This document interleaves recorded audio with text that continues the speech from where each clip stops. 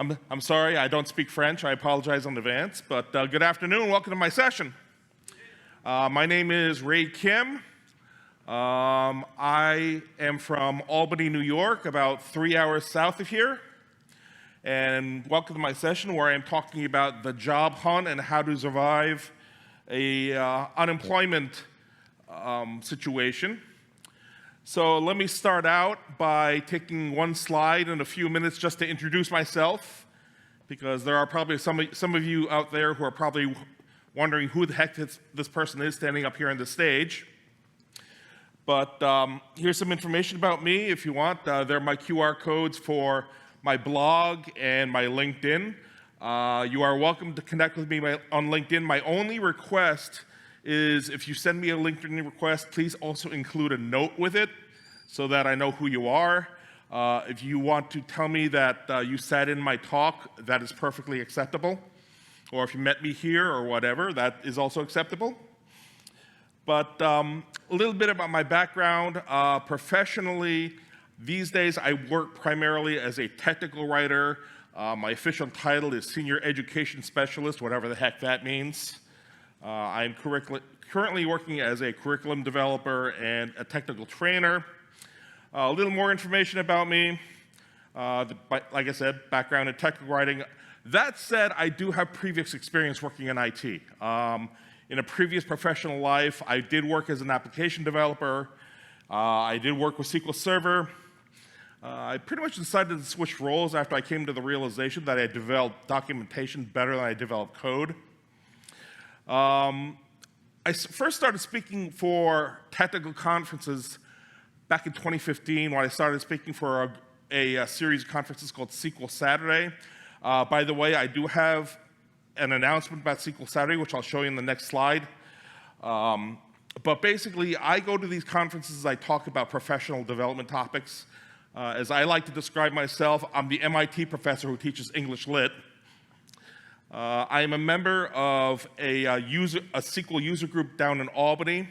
The abbreviation is CASUG, which stands for Capital Area SQL Server User Group. And I'm also a member of the STC, the Society for Technical Communication. I spoke last weekend at STC Summit out in Minneapolis, Minnesota. In my spare time, when I'm not doing presentations or I'm not at my job, I am a musician in my spare time. I wish there was a piano out in the lobby. I'd probably be sitting there playing it. I'm not afraid to do stuff like that. One thing you will learn about me, if you get to know me, is I am a big sports fan. I will forewarn you in advance, I can talk your ear off about baseball. So if you want to talk about baseball, come talk to me. I have been to Montreal before. I remember I used to come up here to watch Expos games. I do miss seeing the Expos. Too bad that's not an option anymore. And one other warning about me, if you get to know me, I am a Syracuse alum, and I proudly bleed Syracuse orange. So half my wardrobe is orange. A lot of my t-shirts, my wardrobe are orange. But anyway, you didn't come here to hear me talk about me. Let's talk about the topic at hand. Before I do have one other slide I want to show you. I mentioned we have an event coming up for SQL Saturday. This is hosted by the SQL user group that I mentioned a little while ago. We will be hosting a SQL Saturday on August 3rd. If you want to come check it out, I put up a QR code for if you want more information about it. Again, one-day event where we talk about data topics.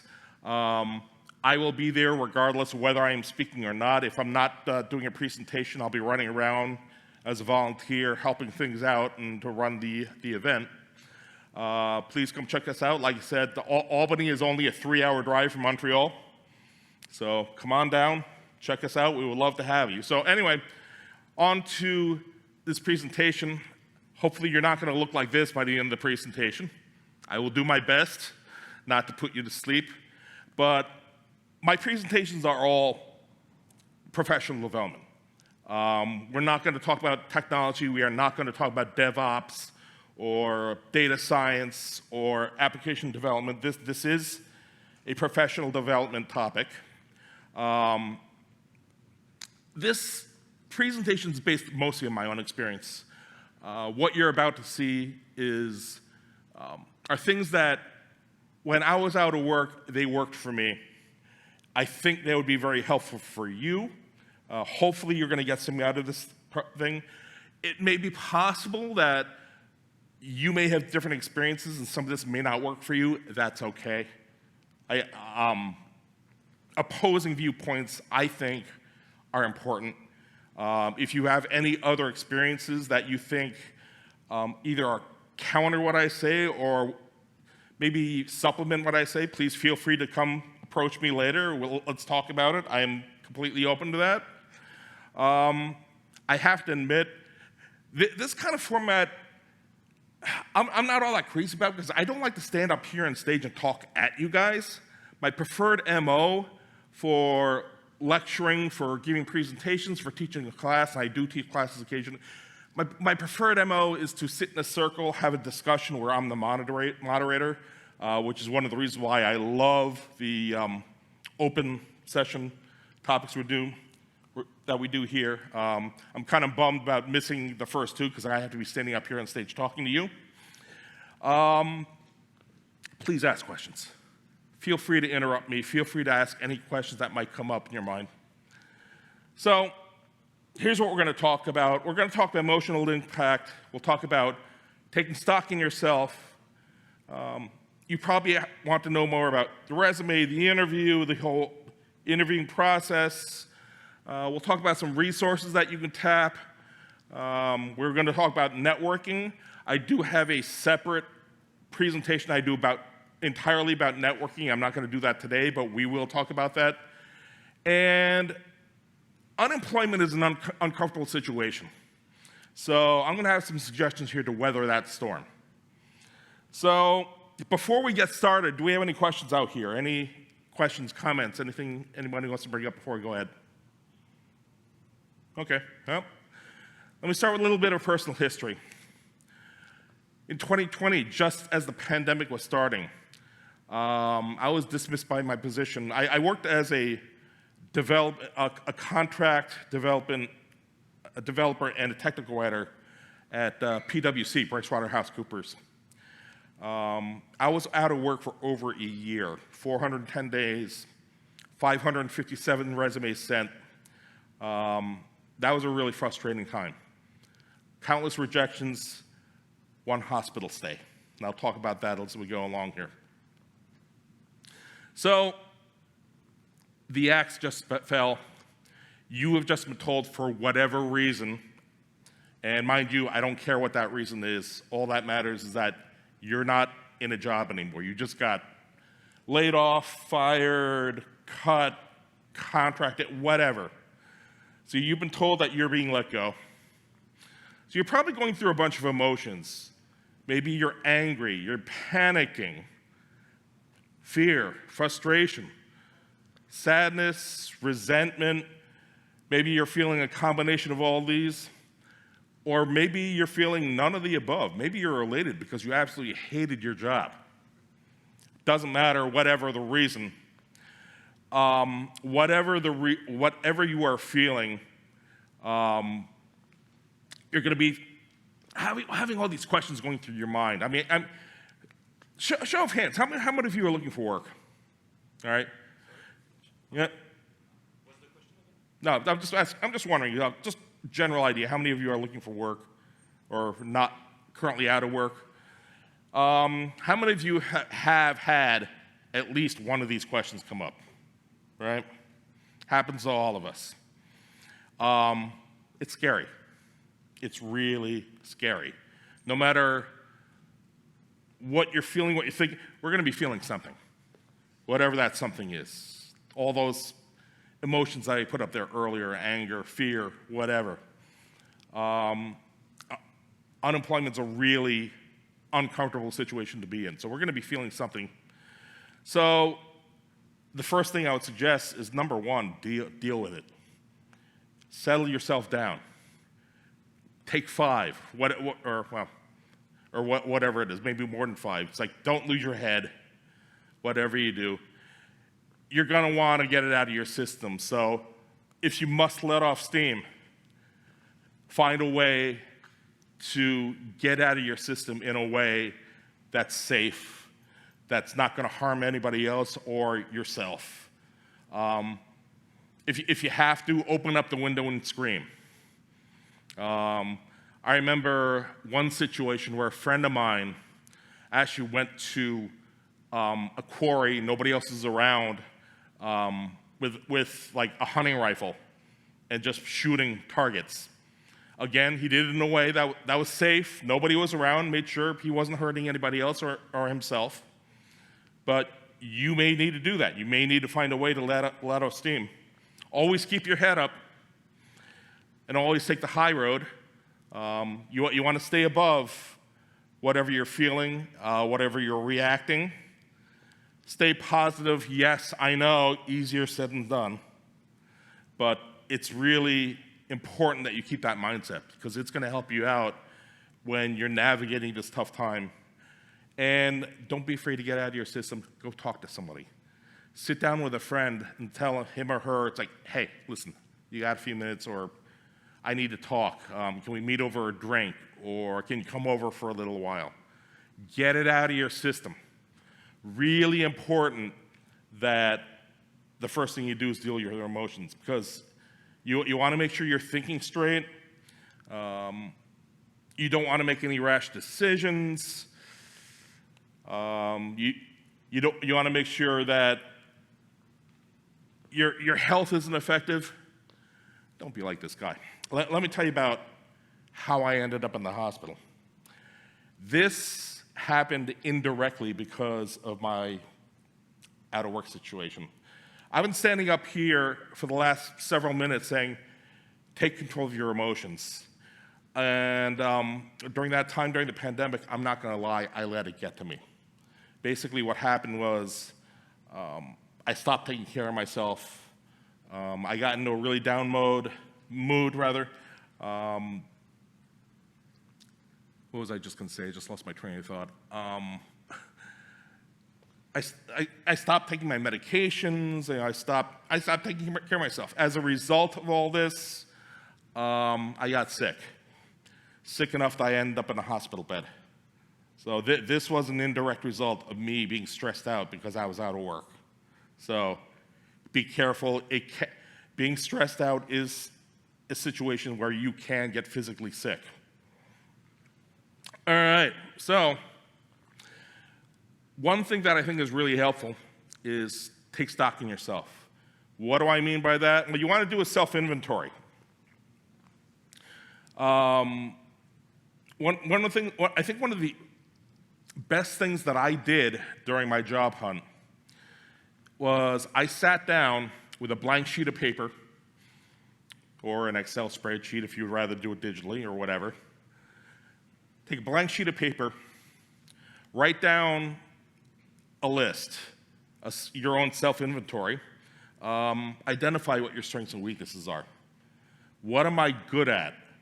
What are other skills that I'm not so good at that need a little practice? What do I like doing? What do I enjoy? What am I passionate about? What are you passionate about? Maybe you want to talk to somebody who knows the business better than you do. By the way, before I go on with that, let me just mention, keep in mind that this self-inventory, this blank sheet of paper, keep in mind nobody is ever going to see this list. So when you create this inventory, be brutally honest with yourself. Don't lie to yourself. Do not lie to yourself. Make sure you identify, this is what I like doing. This is what I'm good at doing. This is what I need to work on. Or other things that might help you out. Ultimately, this list is going to do several things. Ultimately, it'll help direct you on your job search. It'll help you identify positions that you might want to check out. It'll help shape what you're going to put in your resume, how you put out applications. A lot of what you do with this inventory is going to help guide you through your job search. Talk to a recruiter, someone who knows or understands the business. There are a lot of things about, I'm standing up here on the stage talking to you all about the job hunt, but I admit it, I don't know everything. I really don't. As much as I seem to think that I do. I'm standing up here on stage after all. But recruiters probably know things that you don't. They understand how the business works. They will probably know intricacies of the job hunt that you may not. Be honest with yourself and your potential employers. You never ever want to lie about anything. You want to be straightforward. Don't say something that you're not capable of that might come back to bite you later. So, how are we doing so far? Any questions so far? Or? I know this is a big room, so it's kind of hard. Yeah, question up here. Yeah, maybe a question. So for identifying your strengths and weaknesses, how can you know that the way you see yourself from the outside is really what's happening? How do you know it's a real strength? You know what? That's a good question. That's kind of hard to. I guess one of the things you can do is, again, talk to a friend. Just casual conversation. Say, hey, what do you think I'm good at doing? What have you seen in me that you think I can leverage? So that's one idea. Another question, I'll also answer the question with a question, is how self-aware are you? How much do you know about yourself? What makes you happy? What are accomplishments you're proud of? I can keep going on about that, but I don't think we have that kind of time. But does that help answer it, or okay? All right, so let's talk a little bit about the resume. So when you're, like I said, this self-assessment list will help you write your resume. Number one, always have a second set of eyes. We all have, I guess, perspectives about ourselves, and that perspective can sometimes blind us. So you could look at your resume, it's like, yeah, this is the perfect resume, everything on it is great, but you might be blind to other issues that there might be with your resume. So have somebody else look at it. Have them check for accuracy, have them check for grammar, readability, maybe have them check for how effective it might be. Bear in mind when employers are looking at resumes, they may be looking at lots of them, and they may have all of, 5 seconds to look at a resume. So that's something that you might want to keep in mind. You want to avoid filler words. I am a professional. I am driven to do this. That stuff is fluff. I mean, take that out. I'm not going to go too much into the resume because I'm going to admit that I'm not an expert with resume writing. There are probably other people who know better than I do as how to write a resume. Consult a resume professional. There are people out there, maybe recruiters. I know a few who know resumes better than I do, and they are always willing to help people out with this.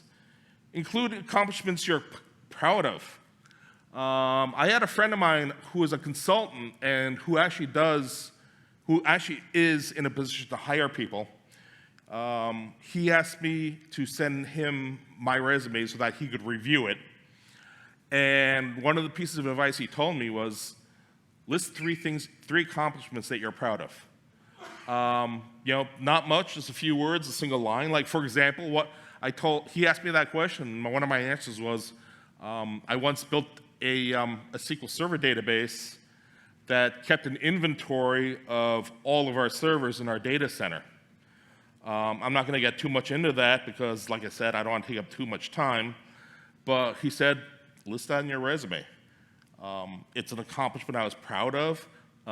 It was my first foray into SQL Server. It was how I learned SQL Server. So if you have accomplishments that you are proud of, don't be afraid to put that on there. How many of you know what ATS compliance is? No hands. One hand. All right. In a nutshell, how many times have you sent a resume out to somebody and you get it back because a computer reviewed your resume and said, okay, this is rejected.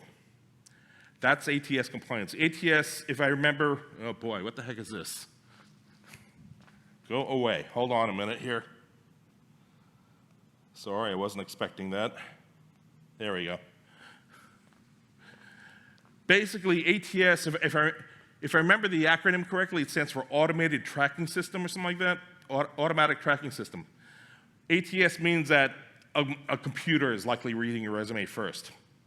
So there are certain formats, and I'm not going to get into them right now, that are or are not ATS compliant. However, that said, you also want to make sure it's also human readable too. Not going to get into that right now. I don't have that kind of time, but it is something you should be wary of as you're designing your resume. One of the pieces of advice I got was only list dates for the last 10 years. I'm not going to say exactly how long I've been working. I've been a professional. I'll tell people, yeah, I've been working for a number of years. I am older than I look. I'll leave it at that. But I don't know what the law is in Canada, but I do know in the U.S. ageism is illegal, but it's also almost unenforceable. How do you combat ageism? Well, only list dates for the last 10 years. So now I also have other things that I've done. It's like, okay, before, 2024, before 2014, here's some other jobs, other positions that I've held. But I do not put dates next to them. Is everybody here on LinkedIn? Is anybody here who's not on LinkedIn? Let me ask that way. Okay, I see one hand over there. To you who just raised your hand, get on LinkedIn. Make sure you get on LinkedIn. If you are serious about job hunting, if you're serious about networking, you have to be on LinkedIn. If you ask me one of the reasons why, I put out this hypothetical example. Let's say that you are a hiring manager. You're looking at resumes from two equally qualified people. Hiring manager says, okay, I want to know more about this person. One of them has a LinkedIn address, one of them does, the other does not. Guess who is going to have the advantage? And I could go on and get more about LinkedIn as well. Again, it's worth repeating, do not lie in your resume. There are too many people who put in filler on the resume that they're not capable of doing. What happens if you are called upon to do this task on your resume that you say that you can do, but can't? Guess what? You're going to lose your job a lot faster than getting it. All right? So do not ever lie in your resume. Think of your resume as a marketing tool. You're selling yourself. You are selling yourself. You are selling what you do, your skill set.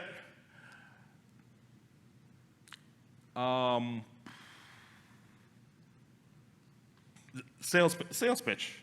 All right. So here's a question. Actually, I just showed it to you, so I'll just go ahead with this. I have asked this question to a lot of my students, and they have gotten it wrong 100% of the time. The question I have asked them is, what is the purpose of a resume?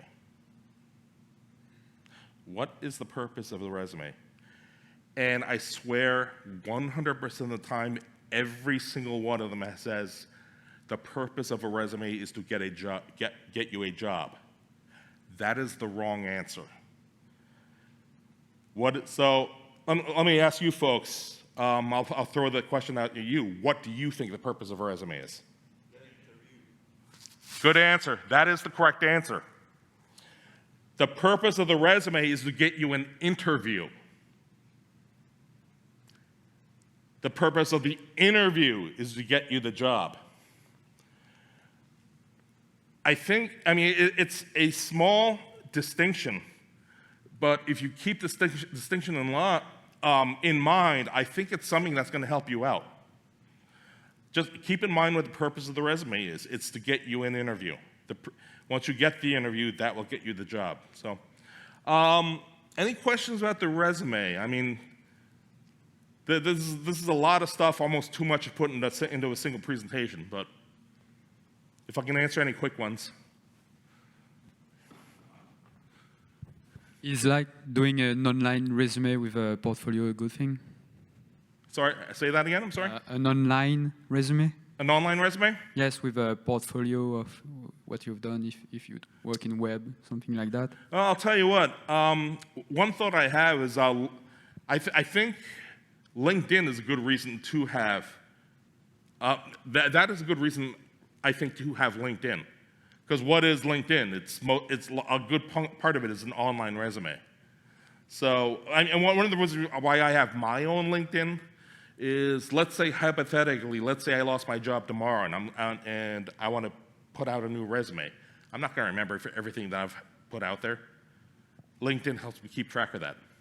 So, and most of the time, most everything these days is done digitally anyway. So, I mean, if you want to create a PDF of it and put it on, let's say, a website or your blog, or just tell people, here's my LinkedIn, then yeah, sure. And what about giving a link to a GitHub, you know, even if you don't have a lot of project on your GitHub, showing that you experiment by yourself? There's a lot of different things that you can put in a resume that will help you sell yourself, including GitHub. Again, write down projects that you're proud of, positive feedback. One of the great things about LinkedIn is that you can use it to solicit,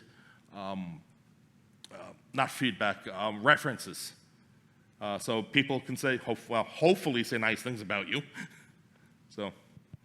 Thank you. Yep. Anything else? Was there a question over here? Or? Yeah, it's a segue to what you just mentioned about recommendations and endorsements. Yep. How often should you keep those up to date, even if you're not looking? Because, I mean, they get stale pretty fast because the date appears next to the endorsements. Like I have some from 10 years ago, 5 years ago, but I'm not really looking, but I keep my eyes open sometimes. There's no wrong time to get an endorsement or recommendation, I don't think. I mean, even though I'm not looking, I still ask people, hey, if you want to write me a recommendation, knock yourself out. So, all right.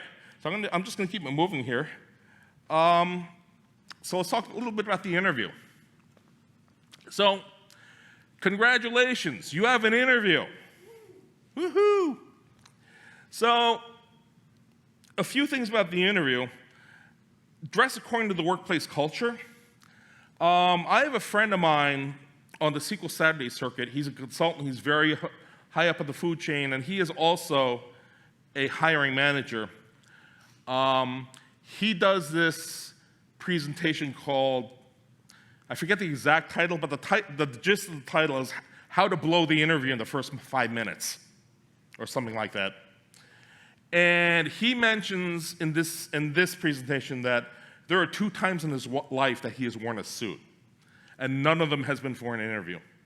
He mentions in his workplace, somebody will come in dressed in a full suit, and all the other coworkers will be snicking. It's like, ha, ha, ha, this guy, new guy, he's in for an interview.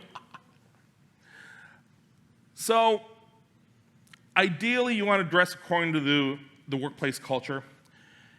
If in doubt, if you don't know the workplace culture, go ahead and wear the suit. For what it's worth, when I interviewed for the job I have now, I didn't even have a suit. Wear a suit, rather. I have a suit, I just didn't wear it. I wore slacks, a good shirt, a tie, carry a sports jacket with me. I mean, you want to be presentable, but you don't necessarily have to completely dress yourself up. Obviously, clean yourself out, groom yourself, shave. You don't want to look like me with a baseball cap and unshaven and whatnot. Mind your manners. I mean, the rule of thumb that I tend to follow for myself is pretend you're visiting somebody else's house, because that's essentially what you're doing. I mean, you're a stranger in you're a visitor in a strange place. Mind your manners. Stay humble. I mean, don't try to, what's a good word to put it?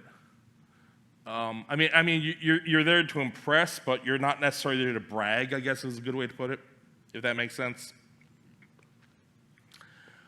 Always, always, always, always, always, always bring questions to an interview. Basically, what I pretty much tell people is that if you do not ask a question at an interview, you just blew the interview. Always bring questions to an interview. Anytime I go to a job interview, I always go prepared in advance with at least 2-3 questions in advance. For example, it's also kind of important to make sure you ask the right questions. Like, for example, I want to make $100,000. I mean, you don't want to ask a question about that. I will say it is okay to talk about salary if you are asked, but you want to try to avoid questions that ask, what's in it for me? The better way to ask an interview question is, what can I do for you? One of the standard questions I ask at an interview, and I ask this question pretty much at every interview, is something along the lines of, what are your being the company or the organization where I'm interviewing, what are your biggest challenges, and what can I do to help? Something like that. That said, other good questions to ask are about workplace culture. Is it a place where you're going to be happy, where you're going to be comfortable working? What are the expectations? I mean, do you have to work overtime? Are you going to be on call? Do you have to work weekends? What are the people in your team like? One of the questions I ask about workplace culture is something simple like, what does the team like to do for lunch? What does the team like to do for fun? Keep in mind that you are interviewing the company just as much as the company is interviewing you. I actually wrote a blog article a couple of weeks ago where I wrote, interviewing for a job is like dating. An interview is like going out on a date. It's like you're trying to know your potential partner. You're trying to get to know him or her better, what they like, how well you fit.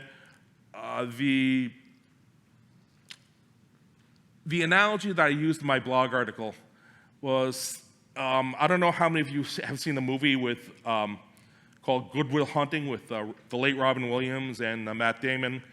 But Robin Williams' character had a line in the movie for Matt Damon saying, okay, she may not be the perfect match, but is she perfect for you?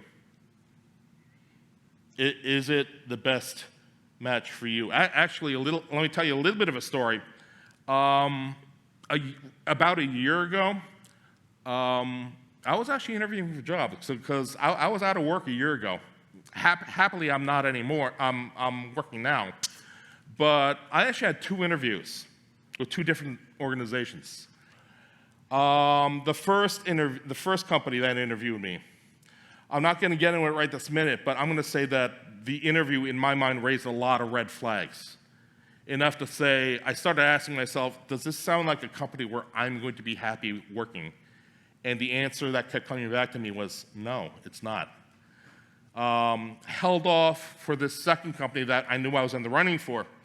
And I liked everything about it. I liked the atmosphere.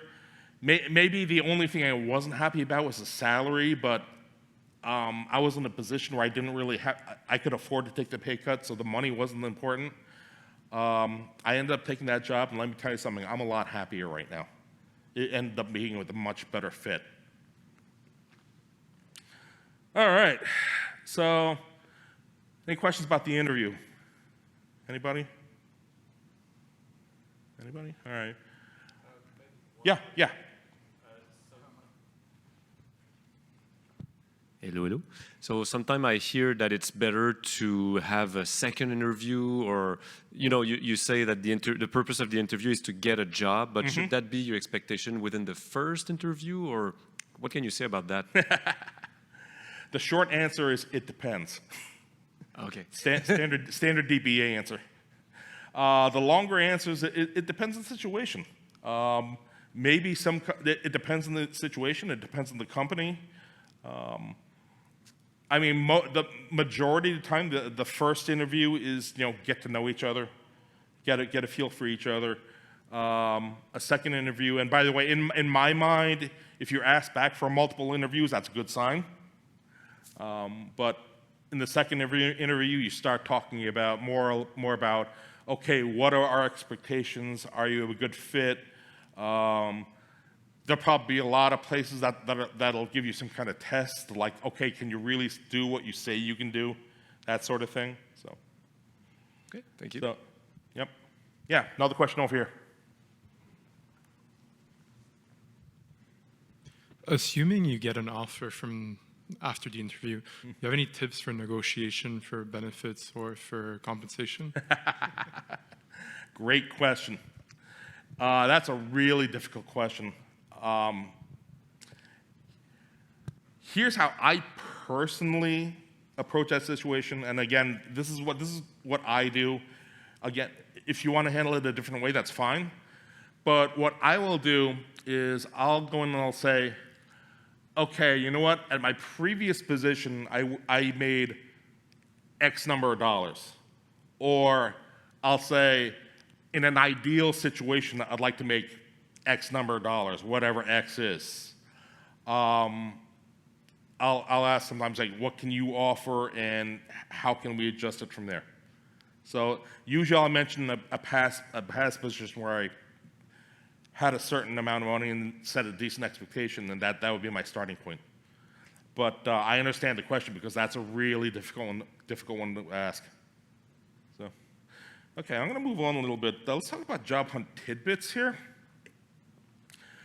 One of the things that I do in the job hunt is I have this Excel spreadsheet where I keep track of where I applied, when I applied, who I spoke to, contact information, what was the result.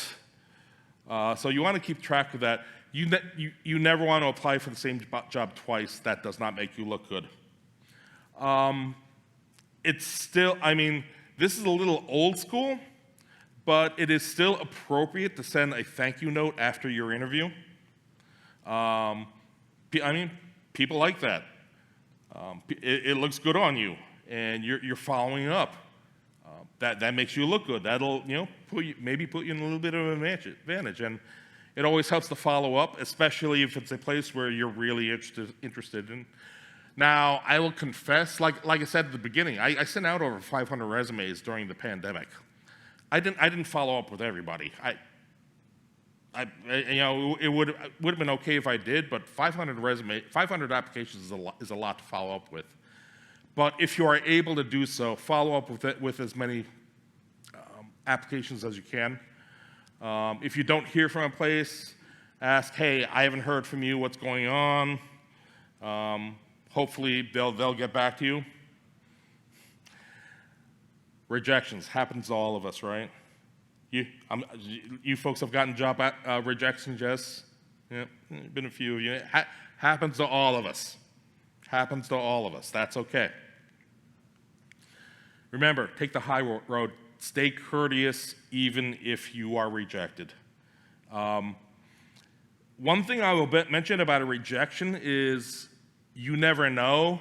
You might get back to them and they may end up hiring you anyway, maybe for something else. So that in and of itself is a reason to stay courteous. Ask for feedback. It is appropriate to ask, listen, why was I not selected? Feedback is always important because it will help you get better and improve upon whatever you need and give you a bit of an advantage for the next time. Ask if it's okay to stay in touch. These people that you talk to are networking connections, and I'll talk a little bit more about networking in a little bit. But more networking connections are never a bad thing. I've had multiple rejections where I asked the person, listen, is it okay we stay in touch? We are still connected on LinkedIn to this day. There are all sorts of different resources that you can tap. Most obvious one, I mean, come on, the internet, obviously, I mean, duh. LinkedIn, Google, Top Resume I've found to be a good one. Check out HR sites for companies or organizations that interest you. Local job sites, the list is endless. There's a lot of stuff out there to check out. User group meetings. You folks are here at DevOps Days. This conference in and of itself is a resource. Talk to people. Somebody somewhere might have something that fits what you're looking for. Like I said, I've been speaking regularly at SQL Saturday since 2015, and I've made all these great friends through my association with SQL Saturday. And these people have all been very helpful anytime I've had to look for a job. Talk to a career counselor. Again, these people are experts in the field. They may have a lot of good insight, and they may have some ideas that you don't. Talk to friends, colleagues, managers, recruiters. I would avoid spamming headhunters. But show of hands, how many of you have gotten an email from some random stranger who claims to be a recruiter that you've never heard of about a job you're not interested in, right? I get those all the time, and let me tell you something, I hate spam passionately, big time. Spam recruiters are bad news. They really are. They don't give a crap about you and your interests. They care about making money. That's it. I remember I had a really bad experience with a spam headhunter, and this is something I found out the hard. This position got back to me about, hey, I have a job that you think you'd be interested in. You know, unsolicited, never heard of this company, or never heard of this headhunter. I naively responded back. It's like, okay, yeah, that's good. My first warning sign was I asked who the company was, and they generically said some insurance company. They would not tell me what the company was. The company ended up being a place that I was not interested in working. After I said, never again. And I have friends who have written blog articles about why you should avoid spam headhunters. Again, really important in your network. I think that's a really big deal these days. I'll talk about this a little more in a few more slides. If you went to college, check out a lot of schools have placement offices. Something like that would be something that'd be willing to help you. Alumni networks. Like I said, I'm a proud Syracuse alum. I've had many. It's like I will go down the street with a Syracuse sweatshirt, and there's like, and another person pass me. Hey, you went to SU? Yeah, so did I. What school? What year?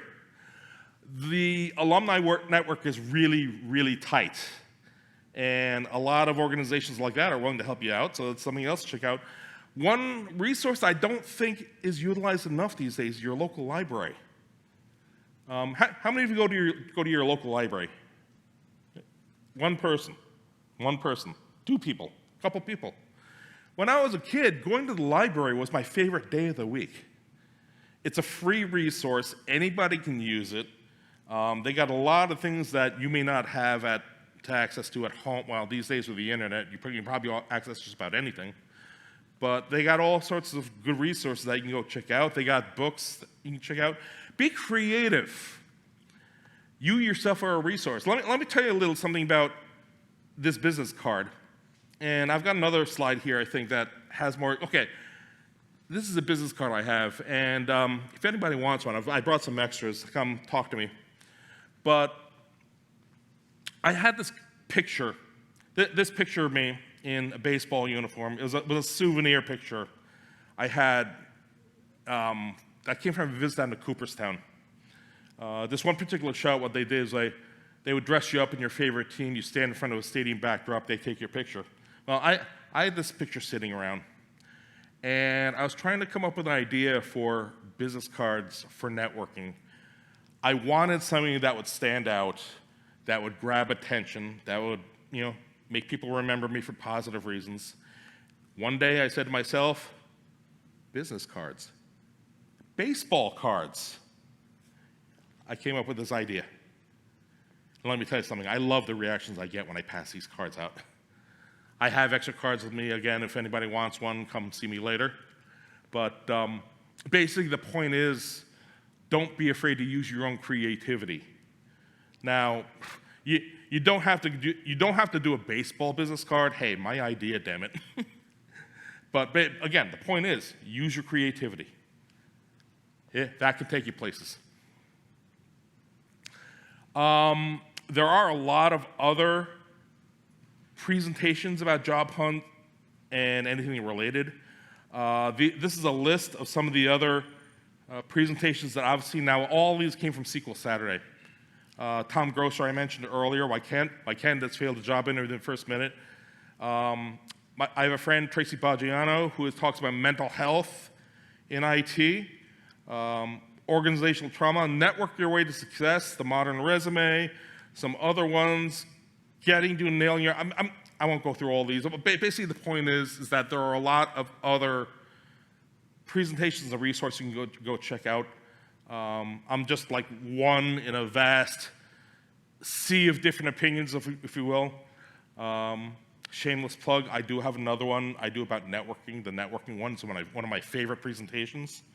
So anyway, some books I would recommend.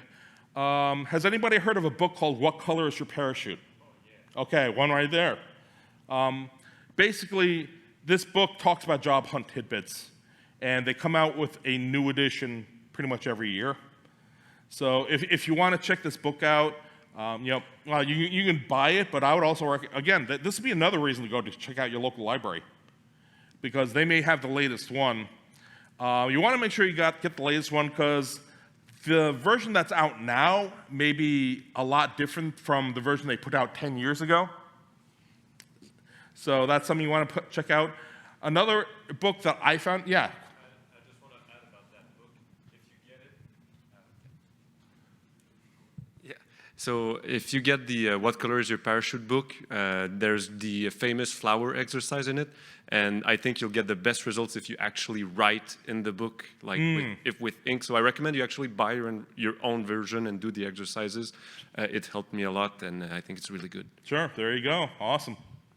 Another book that I found very helpful is Best Questions to Ask on Your Interview.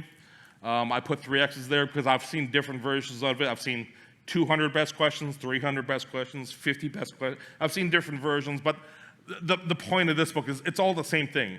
I mentioned before how important it is to make sure you ask questions on the interview. This will give you an idea of what questions you're going to ask. So that's another one to go check out. Networking. How many of you are uncomfortable with networking? Uncomfortable. Yeah, there are a few of you. And you could be uncomfortable for several reasons. Introverted, just don't like breaking the ice. Again, like I said, I have another entire presentation I do just about networking. So obviously, just based on that, networking is too big a topic just to explain in a few slides. But I'll just hit on some of the points about networking. There was a LinkedIn article back in 2016 that had this stat, 85% of jobs are filled by networking. Now, I don't know if that 85% is still accurate. This was 8 years ago after all. But I think the gist of it still applies. Long story short, if you are looking for a new job, looking for a position, whatever, you are more likely to find that job through networking than you are looking through classified ads, looking through Indeed ads, whatever. Networking is something that's going to take time. There is an art to it. So if you go out, talk to 3 people, that's not going to be a very effective network. Now, if you have like 100 people in your network, that's going to be a lot more effective. If you're on social media, I'm not going to lie, I'm a Facebook junkie. I post to Facebook constantly. I admit it. But let me tell you something. If you have 100 friends on Facebook, guess what? That's a network. Take advantage of that. I was talking to a friend once who was asking me advice about job hunt, and I told her, well, you're on Facebook, aren't you? And she said to me, it's like, it never occurred to me to use Facebook to look for a job. That's something you can take advantage of. I mean, use Facebook. This is another reason to use LinkedIn. If you're on Twitter, I'm sorry, I refuse to call it X. But if you're on Twitter, by the way, I will mention I am on Twitter. I'm almost never on the thing, but I digress. Blogs, whatever, make use of that. Online networking is still networking. Employers, look at LinkedIn accounts. Again, this is another reason why I think you need to get on LinkedIn. If you look at a lot of online job applications, there might be a space in there, and I've seen this on, I'll guess, about 9 out of every 10 applications. What is your LinkedIn profile? The fact that that question is on there tells me that employers take LinkedIn seriously. So I really think that's important to get in LinkedIn and develop it. So, any questions about that so far? Anything about networking? I see a question back there. I see an arm up over there.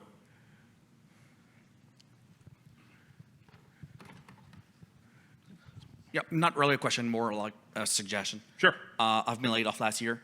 I'm not very at ease in big networking events. What I found out through lots of trials and errors is what I lived in my technological career. I could share in my technology groups way back home. So when I got laid off, most of the sponsors of the events, they all lined me up for interviews. So it was easier for me to be on there was no stage, but being on the stage up front, giving a talk, talking about something fun, than actually going to each and every people, trying to get to know them. So that's my two-piece. There you go. Great advice. Thank you. All right. Let's talk a little bit about weathering the storm. Because let's face it, unemployment is a storm. Be prepared to ride it out. How long is it going to last? Days, weeks, months? You don't know. Like I said, unemployment is scary. It's like, when and how are you going to land? Obviously, you want to conserve resources. I mean, you want to conserve money. Try not to go out and go out to dinner, spend a lot in dinners or extravagant expenses or whatnot. Insurance resources. I have to confess, when I first put together this presentation, I did this with US rules in mind. I have no idea what insurance rules are in Canada. In the US, I can tell you that there is this thing called COBRA. I forgot what the acronym is, but long story short is that in the US, if you're let go of a job, employers will often give you an insurance option called COBRA, which will carry you over for maybe like a month, couple of months. There might be HR people in the US who can explain this better than I can. I personally am not a fan of COBRA. Again, just my opinion. Partially because, well, the biggest reason is that it's expensive. This is something that'll probably go right to your bank account. If you can manage it, great. Now, last time I was out of work, I was lucky. My wife worked, so I was able to get on her insurance. So that was a lifeboat. That was one way that we were able to get by. Also, bear in mind that looking for a job is a full-time job. It's not just looking for jobs. Take time to interview, making sure your resumes and cover letters are all up to date, following up with contacts and leads, doing your homework with organizations you want to check out, making sure your suit is clean and pressed and your shoes are polished. That all takes time. It might take money. It takes work. I've told friends of mine who are looking for jobs, like, basically, it's like looking for a job itself is a full-time job. Find something temporary to hold you over. Again, I don't know what the unemployment laws are in Canada, but if there is I mean, in New York State, where I'm from, you apply for unemployment, and they'll give you like a temporary source of income that will hold you over for a little while. When I felt, I was told, like, I remember saying, I'm not sure if I'm eligible for unemployment, and I was told, put in for it anyway, you never know. Look for something temporary to hold you over. Whether it's flipping burgers, driving Uber, or whatever. There's no shame in holding a temporary job. I mean, don't worry. There's probably a stigma attached to, say, I don't know, flipping burgers. Get over it. Nobody's going to care. If it's a source of income that'll help you get by, go do it. And once again, I said this earlier, talk to a friend. Don't be afraid to ask for help. You might need to get out of your, even if it's just to get out of your system. Even if you just need to cry on somebody's shoulder, do it. What I said at the very beginning, make sure that you address the emotional part of being out of work. Keep busy. Pass the time, look for ways to take your mind off the situation. If you do stuff like, I don't know, say, work on GitHub projects in your spare time, build code in your spare time, come to conferences like this. These are all activities that look good on a resume, and they help you pass the time. I also had a good friend of mine who once said, you know what, I wish that I could get laid off, his words, not mine, just so that he has extra time to go out and go do stuff. Now, of course, the first question I ask is that a job that you should really be working in? But that's neither here nor there. But you're here at this conference, you're passing the time. It's a great way to pass the time. You're networking, you're getting to know people, maybe you're coming across leads that are out there. One of the things that I do is I have a blog. You saw the link at the very beginning. By the way, I'll post those links again at the end of the session. Do something fun. Get away from it for a while. I mean, work on one of your hobbies. Go like I said, I like to play music. Work on your hobbies. Play golf. Spend time with family or friends. Being distracted can sometimes be important for your mental health, and it'll help you get through this time. Now, it's entirely possible that you may need to consider worst-case scenarios. Nobody likes to consider worst-case scenarios, but it is potentially something that you may need to prepare for. What's that old saying? Hope for the best, prepare for the worst. Well, this is preparing for the worst. When I was out of work for over a year, I started thinking about things like, I will admit, one of the bullet points that I had up here was working from home. Well, everybody does that now. I took that bullet point out. But, starting a new business. I actually have an LLC that I started. Maybe something to bring money in, and maybe it'll do something to support myself. I will confess I haven't touched it in a while, but it does still exist. It's out there.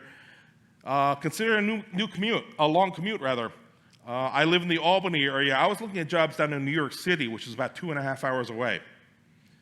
Are you willing to relocate? Are you willing to sell your house? Are you willing to change careers? That's something else you might want to consider. Does your skill set translate into another career? So that might be something else you might want to look at. I'm looking at the clock. I only have a minute left, so I'm gonna rush through these last couple of slides here. So again, reviewing what we just talked about, deal with your emotions, take stock in yourself, get your resume polished, prepare for your interview. You want to tap resources. Networking is a big deal, so go out there and network. Looking for a job is in itself a lot of work. Look for some kind of temporary income to hold you over, keep yourself occupied, and prepare for worst case scenarios. Don't give up. Like I said, I was out of work for a year, but I never gave up. And eventually, you'll hear those magic words, you're hired. Thank you very much for attending my talk. If anybody has any questions, my 60 minutes are up, so I got to get off the stage. But there's my contact information if you want to get a hold of me. I'll be floating around if anyone wants to ask me any questions. For the open sessions, the documentation one was my suggestion, so I might run down and try to attend that one. But thank you very much for attending.